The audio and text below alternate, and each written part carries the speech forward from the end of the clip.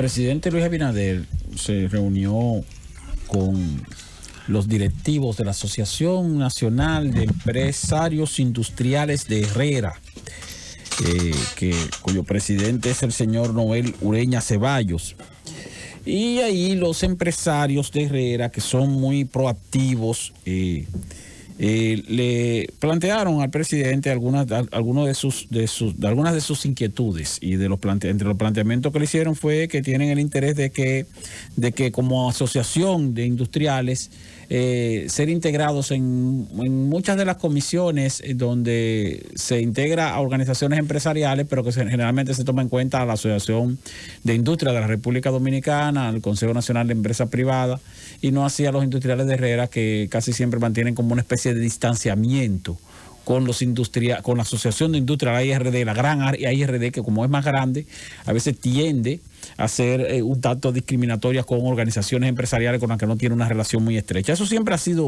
ocurrido. Pero bueno, la intención de los industriales de Herrera es que los integren en determinadas comisiones que se establezcan para determinados procesos de reforma o de cambios que haya que hacer en algunas áreas. Y entre ellas mencionaron lo relativo a los trabajos que se han de realizar para la modificación del Código Tributario, del Código de Trabajo, del Código Laboral. El Código de Trabajo Dominicano está pendiente de unas revisiones. Ese ha sido un esfuerzo de parte del sector empresarial desde hace muchos años, y sobre lo cual no se ha podido avanzar mucho porque siempre se termina en el tranque del tema del derecho de cesantía. Por las discusiones o por el tranque del derecho de cesantía se ha dejado de avanzar en muchos aspectos que efectivamente hay que cambiarle ese código para actualizarlo. Pues se trata de un código que data ya de 28 años, muy vanguardista, si se quiere, en el momento en que fue aprobado, un código bastante avanzado, pero que ya al cabo de 3 décadas, pues es obvio que hay que hacer ciertas revisiones, más con todas las transformaciones que ha habido en el mundo, en el ámbito laboral, en cuanto a lo que tiene que ver con la forma de trabajo y los avances tecnológicos, los cambios y variaciones de horario y todos esos aspectos. También se refirieron al tema que es un tema que está pendiente y que va a representar un reto a discutirse en la República Dominicana entre junio y julio de este año. Me refiero al que tiene que ver con la convocatoria del Comité Nacional de Salarios a los fines de discutir el posible aumento salarial del sector de los trabajadores, el salario mínimo de los trabajadores del sector público no sectorizado, porque este año toca revisión salarial. La revisión salarial mínima se hace cada 2 años. Entonces ahí va a haber cierta discusión, porque es posible que también surja la propuesta de que aún con la difícil situación que han vivido los trabajadores, pues también ha sido muy difícil la situación de los empleadores, y que posiblemente lo más factible sea posponer el la revisión de los salarios en el sector privado para el próximo año. Se pudiera decir, bueno, pero ¿cómo va a ser que lo van a proponer en un momento en que la situación económica de los trabajadores es peor? Sí, la situación económica de los trabajadores es peor, pero también el desempleo ha aumentado. La situación económica de las empresas también ha empeorado, y no ganamos nada con revisar el salario de los trabajadores para que entonces luego los empleadores tengan la obligación o la necesidad de reducir sus nóminas para poder compensar en costos lo que van a pagarle. Y más ahora que hay una situación que a la hora de discutir, los dirigentes sindicales deberían analizarlo muy bien, porque aquí los dirigentes sindicales, que son los supuestos representantes de la clase trabajadora, que no la representan nada en el Comité Nacional de Salario, terminan haciendo negocios ahí. Entonces, es bueno que se tome en cuenta un aspecto importante que deben observar los trabajadores. Si en esta crisis hemos tenido una situación de reducción de personal por los problemas, los serios problemas que han tenido las empresas por la paralización de las actividades económicas. Muy bien. Entonces, por un lado está el componente de costos para ver si las empresas tienen la posibilidad de hacer ajustes salariales este año, aun cuando se necesitan los ajustes salariales, pero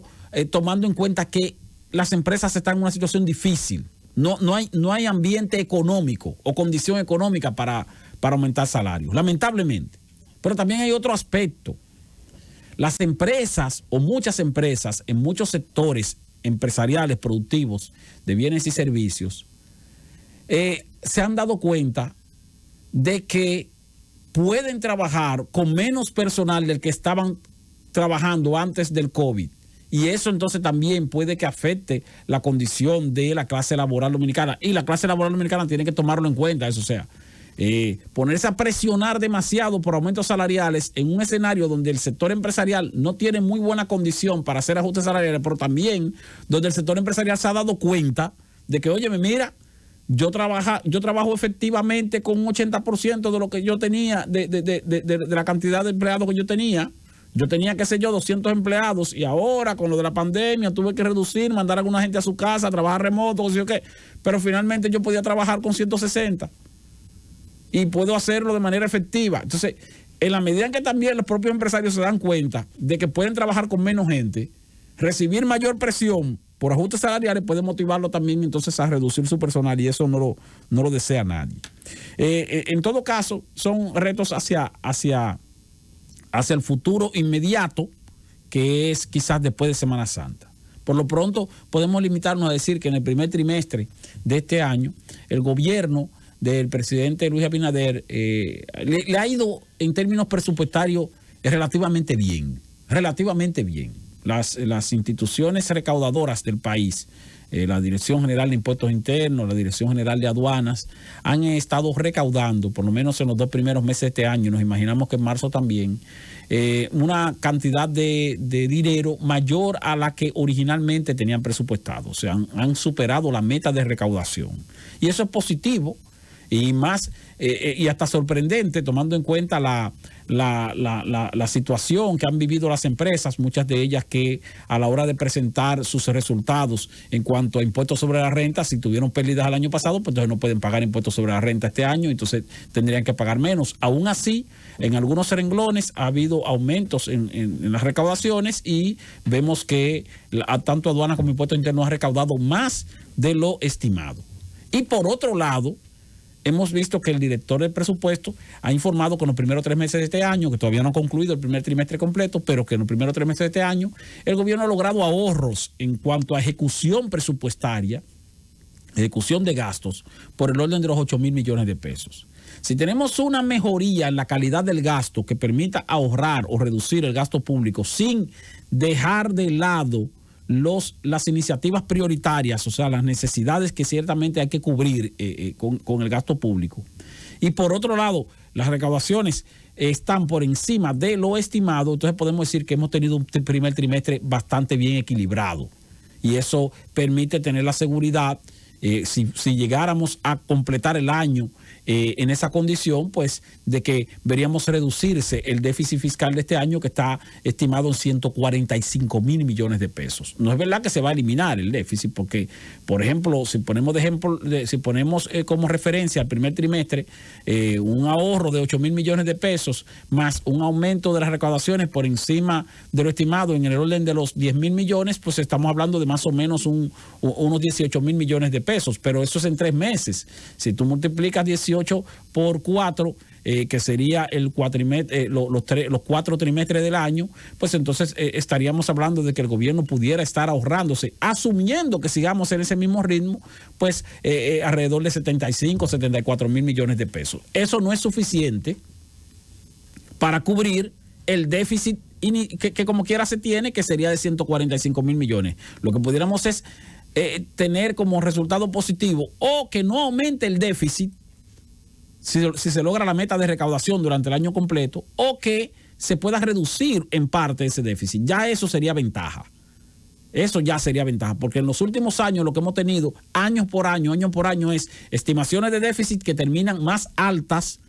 por la situación de que el gobierno termina gastando más y le terminan ingresando menos de lo que estima. Entonces, cada déficit luego al final hay que someter un proyecto de presupuesto complementario para pedir autorización de aumento del endeudamiento, porque el déficit subió. Y el año pasado fue extraordinario eso, y fue sumamente alto, pero ya sabemos que se debió a la situación que vivió el país por el asunto del COVID. Ahora, el primer trimestre, en términos presupuestarios, excelente para el gobierno. Vamos a ver si continuamos así en los trimestres sucesivos. Y tomando en cuenta que hay retos importantes para el Estado. Después de Semana Santa, como hemos dicho, hay que hacer revisiones en cuanto a lo que tiene que ver con la condición del sector empresarial y la posibilidad de aumentar el salario, si eso va a implicar o no un aumento o una reducción de la oferta laboral, que mejore el turismo para que también pueda haber un aumento de la oferta laboral, pero también el hecho de que el gobierno se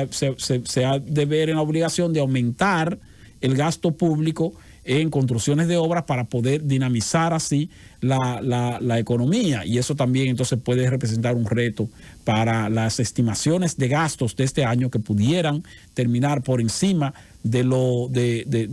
originalmente planificado, si el gobierno le da prioridad a la inversión pública para dinamizar un poco la economía. Y entonces en procura de la recuperación, pero eso entonces puede que toque